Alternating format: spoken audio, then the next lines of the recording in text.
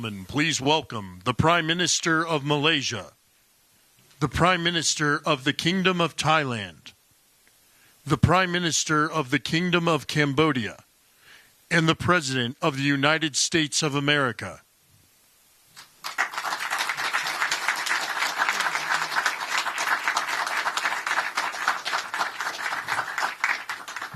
Well, this is so exciting because we did something that a lot of people said couldn't be done, and we saved maybe millions of lives on this one peace deal itself. And I'll tell you what makes me so happy is the two countries we're dealing with, and the third that helped so much. I appreciate so much.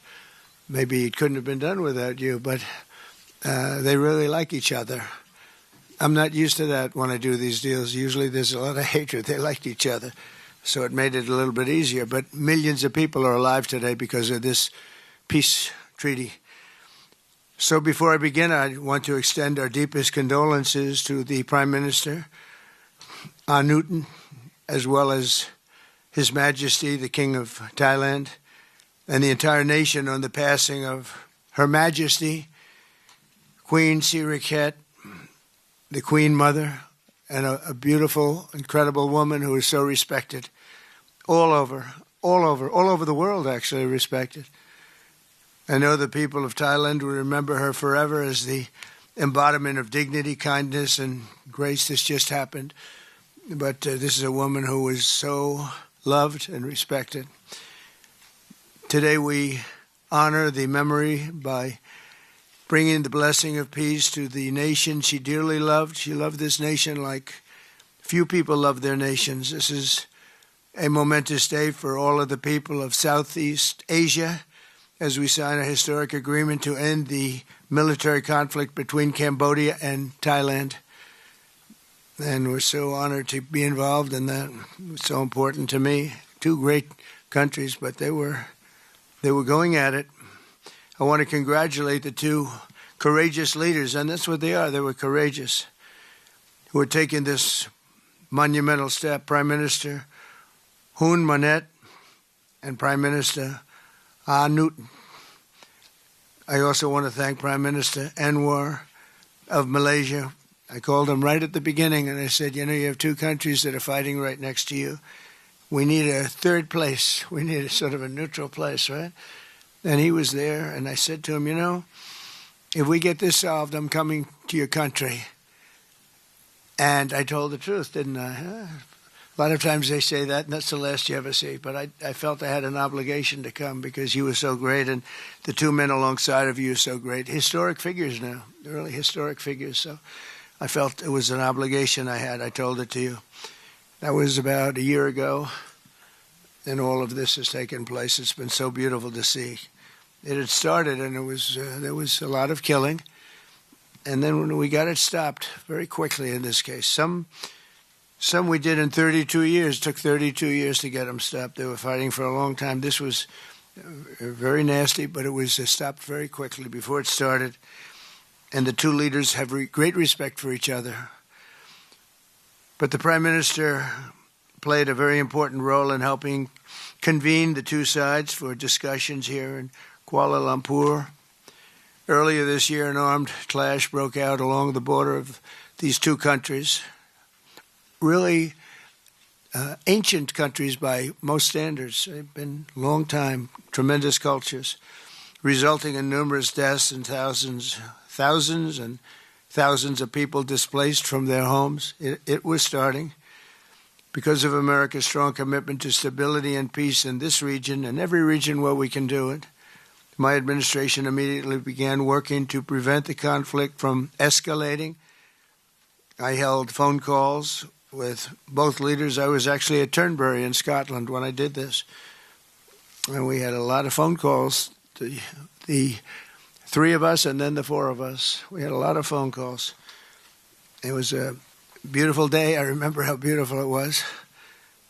Turnberry is a great place, but I said, this is much more important than playing around the golf. So we sat there all day long making phone calls, and it was amazing the way it came together very quickly. I mean, really very quickly. You caused me very good entertainment. I could have had a lot of fun, but this is much more fun for me than anything having to do with almost anything, because you're saving people and saving countries. But ask them to choose the path of prosperity and peace over needless bloodshed and war. At the end of July, after extremely productive discussions, we reached a ceasefire agreement. And now these gentlemen, and they really are gentlemen, high-quality people, both went to college in the United States, and now these gentlemen are about to sign what we're calling the Kuala Lumpur Peace Accords. Good name. Both countries are agreeing to cease all hostilities and work to build good neighborly relationships, which have already started. 18 Cambodian prisoners of war will be released, and under this agreement, observers from ASEAN countries, including Malaysia, will be deployed to make sure that the peace prevails and endures. I have no doubt that it will. We have another situation like that right now in the Middle East, and Gaza. You might have read a little bit about Gaza, and that's another one we're very proud of. But we have a lot of people watching that. A lot of people. I think this is a much different kind of a thing. The two countries are getting along really well. Today, alongside this peace treaty, we also are signing a major trade deal with Cambodia and a very important critical minerals agreement with Thailand. The United States will have a robust commerce and cooperation transactions, lots of them, with both nations as long as they live in peace. And I really feel that when we make deals, we see two countries that we do a lot of business with. We do a lot of business with both of them. We have to use that business to make sure they don't get into wars. But this is going to be a very long peace. So as you know, this is one of 8 wars that my administration has ended in just 8 months. We're averaging one a month. There is only one left, although I heard that Pakistan and Afghanistan have started up, but I'll get that solved very quickly. I know them both, and the Pakistan, the Field Marshal and the Prime Minister are great people, and I have no doubt we're going to get that done quickly. That one started up a few days ago. And I just feel it's something I can do. I do it nicely. I don't need to do it, I guess. But if I can take time and save millions of lives, that's really a great thing. I can't think of anything better to do. But the 8 wars that my administration has ended in just 8 months, there's never been anything like that. Never. There never will be either. I can't think of any president that ever solved one war. I don't think anybody. They start wars, they don't solve them. So nothing like this has been done in history, and it's an honor to be involved. On behalf of the United States, I'm proud to help settle this conflict and really develop good friendships, including people that work with each team. Look at these very distinguished people, except for my people. My people are much less distinguished, but they're very good. But look, my people understand the joke. But look at these very distinguished people, and I've gotten to know them. I want to thank Marco Rubio for being here. He was great. You always help. He's born for this job. He really was. He was born for this job. Secretary of State Jameson, thank you very much for all you did on helping too. He's the foremost expert on trade, and we're going to be doing another couple of stops where we'll be talking about no war, just pure trade. We'll be talking to President Xi in a day. We'll be stopping at Japan. We'll be stopping at South Korea. And we'll be doing some other things, but they're more related to trade. But on behalf of the United States, I'm proud to help settle this conflict and forge a future for the region where proud independent nations can prosper and thrive, safety, security, and peace. It's an amazing thing that's happened to the United States because a year and a half ago, we were a dead country. We were actually a dead country, and now we're the hottest country anywhere in the world. And when I called you, we were in the process of becoming hot. It's actually quite a while right now, but we were sort of on our way. And we had won the election big in a massive amount. And so I was respected when I called you, and it was a little bit easier. I think it's easier when you respect somebody than if you don't respect somebody. If you don't respect somebody, it never happens. But I won't forget that day because it was one of the first wars that I got involved in. And I love doing it. It's like I shouldn't say it's a hobby because it's so much more serious than a hobby, but it's something that I'm good at, and it's something I love to do. The United Nations should be doing this, but they don't do it. They don't do it. They turned off my teleprompter when I made a speech. I had to make a speech without a teleprompter. They're good at that. The escalator wasn't working too well. It came to a complete halt. But, the United Nations has such great potential. I wish they could do it. They didn't get involved with us at all. We just did the deal and reported the deal, and everybody was sort of amazed that we got it done so quickly and so nicely. But now I'd like to ask Prime Minister Anwar to say a few words, and then we'll hear from Prime Minister Hun Manet and Prime Minister Newton. And these are, I just have to say it for a last time, these are incredible men. The way they came together, the way they worked so hard, and we worked long hours. It was not long days because the days were few in number, but the hours were very long and very intense. There was a lot of intensity going on because there was a lot of shooting happening while we were talking. That brings it to a new level. And the three men sitting there should really be credited with having done just an incredible job for humanity. Thank you all very much. It's an honor to have worked with you. Appreciate it. Please.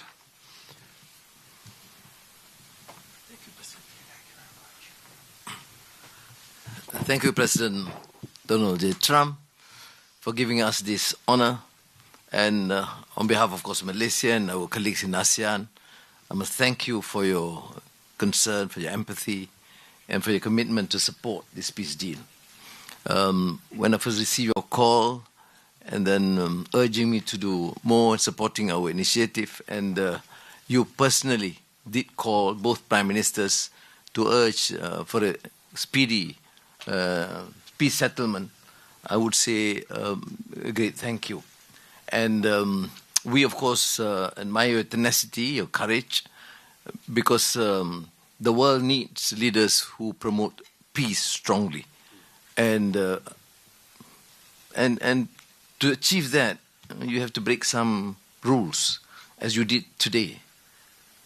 When President arrived, he asked me to join him in the car. I said, that's against the security and protocol rules. And he was delighted to break the rules, and I... A nice ride. It was a nice ride. And we share a lot of things in common. I was in prison, but he almost got there. But very good exchanges on a number of issues. Of course, priorities, of course, the peace deal. Thank you, both prime ministers. You did a great job.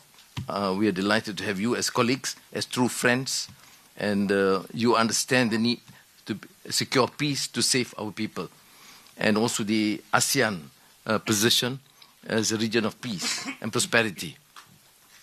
And I must also share with you here that I took the opportunity, full opportunity, without Secretary Rubio knowing this, exploring other issues too, and thank the President for his effort to secure peace in many parts of the world, including Gaza, and urging him to remain focused and ensure that there's a comprehensive peace that the world requires. And I am delighted, truly, President, to hear from you personally how determined you are to ensure that peace is achieved in the most intractable areas, almost impossible. But you did it, and we have shown our support and call on the United States in particular to continue this with the support of many, not only neighbors, but the part of the world. But I must also take this opportunity to thank Secretary Rubio, Jamieson, and Ambassador Kagan, because they were very helpful. I mean, you didn't say that, but I must say that, because they were extremely helpful in ensuring that you come here. I mean, I wasn't sure when you said to me, yes, Prime Minister, I know I'm coming. Well, I'm not sure because, I deal with a lot of politicians. But you are an exception. Thank you, Mr. Donald Trump. Thank you very much again.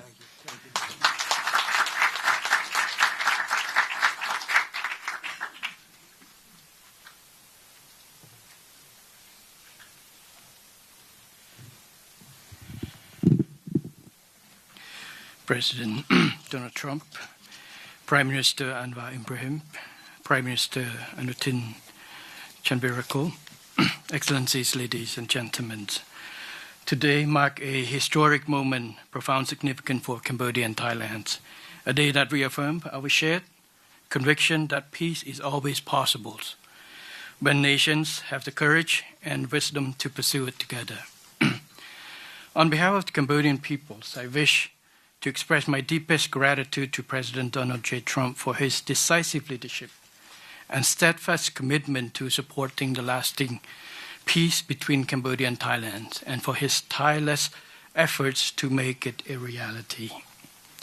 I also wish to convey my sincere appreciations to Prime Minister Anwar for his unwavering support and facilitation throughout this peace process until successful conclusions.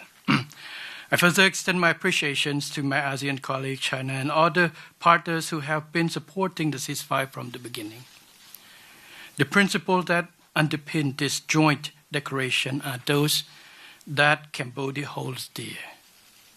That no matter how difficult or complex our dispute may be, they must always be resolved through peaceful means in full conformity with existing treaties and international law. Cambodia reaffirms a strong commitment to fully and faithfully implementing these joint declarations and to continuing to work closely with Thailand and all our partners to ensure that this peace endures and brings tangible benefit to our peoples. We look forward to continued support and contribution of international communities and partners to fruitful realizations of the joint declarations. As we speak, I think our two commanders are discussing on the possibility of start of withdrawal, partial withdrawal of the first phase of our heavy weapons as an indication of our willingness to show that the execution of the joint declarations. At the same time, I strongly hope for the prompt release of our 18 soldiers on humanitarian grounds and as agreed in the joint declarations. Finally, recognizing your unwavering dedications and resolute effort to promote peace, and not only between Cambodia and Thailand, but also among other nations. And reflecting the gratitude of the Cambodian peoples, I have nominated President Donald J. Trump for the Nobel Peace Prize. And he,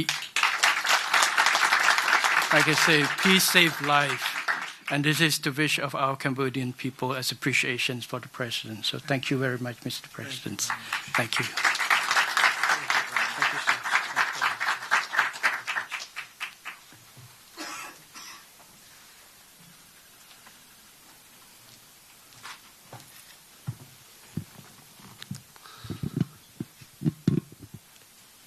President Trump,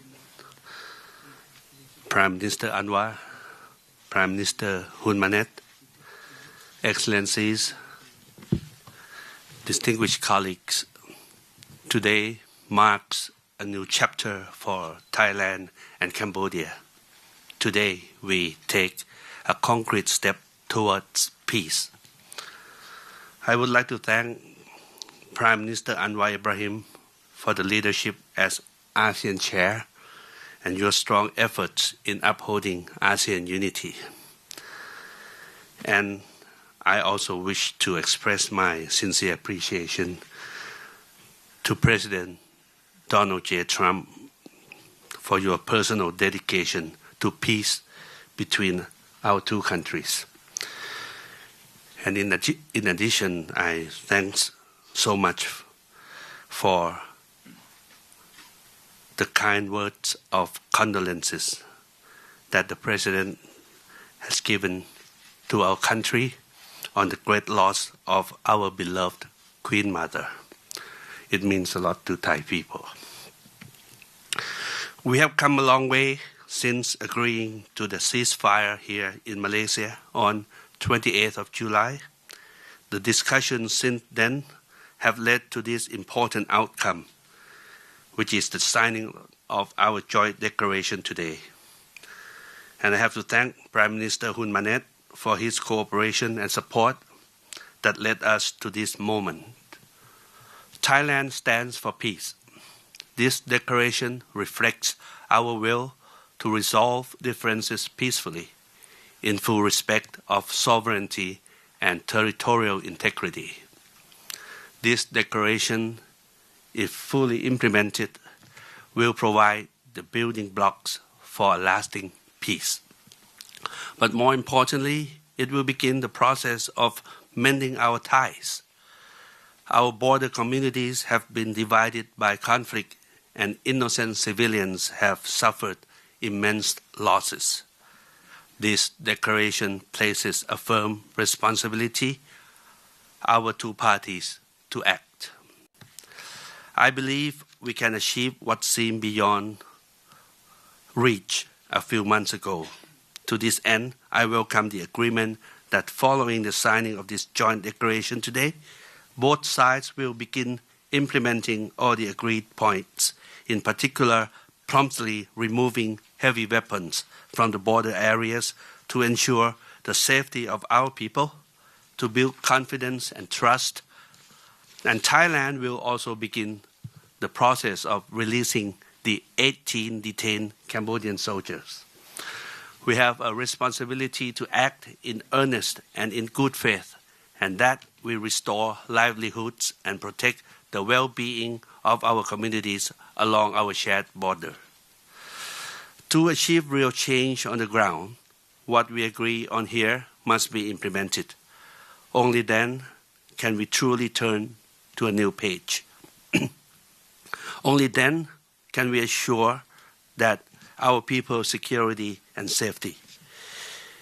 Only then can we achieve real peace. This is what our people expect of us, and this is what they deserve. Peace with dignity.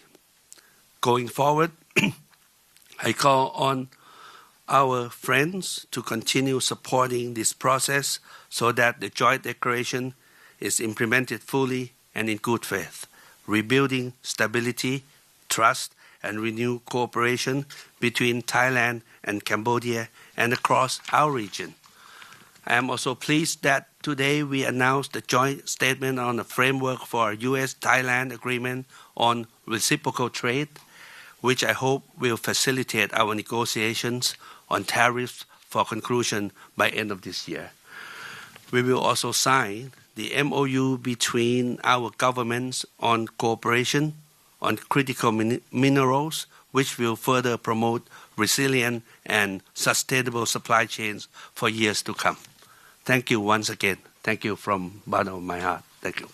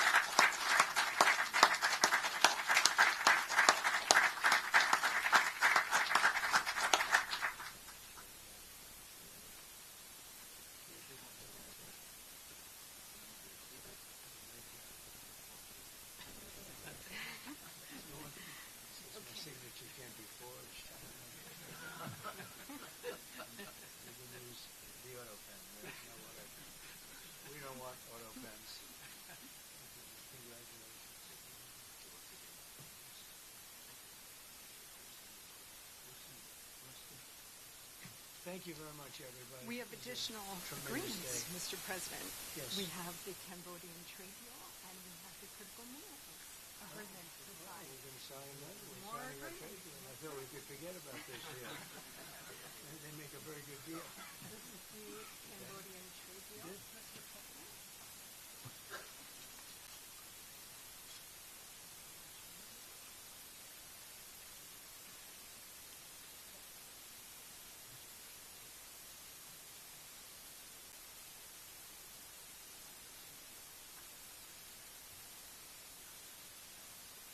And this is a great deal for both countries. This is very good.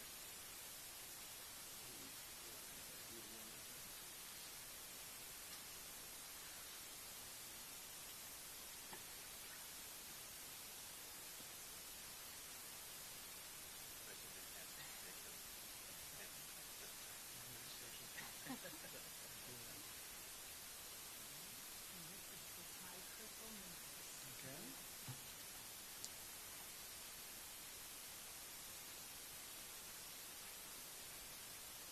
Very good.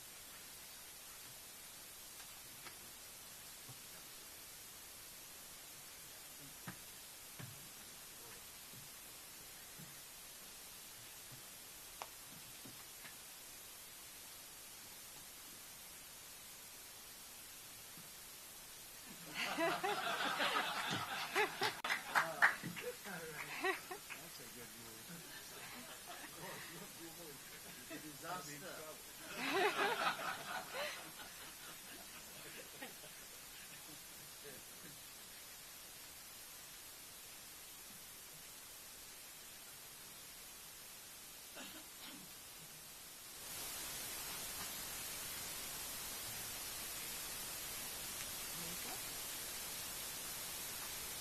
What do we hold in there?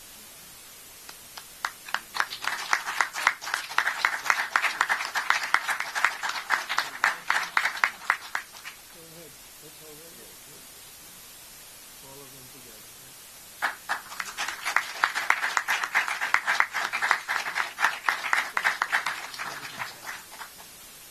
I'm just witness.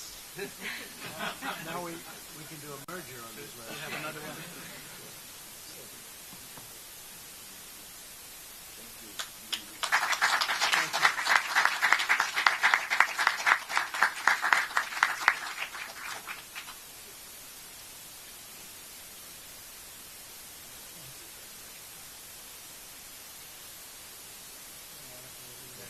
I'll collect.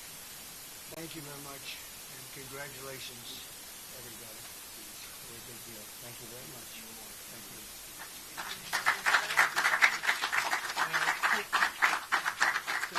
I have to meet your team to thank them. Oh, please, go ahead.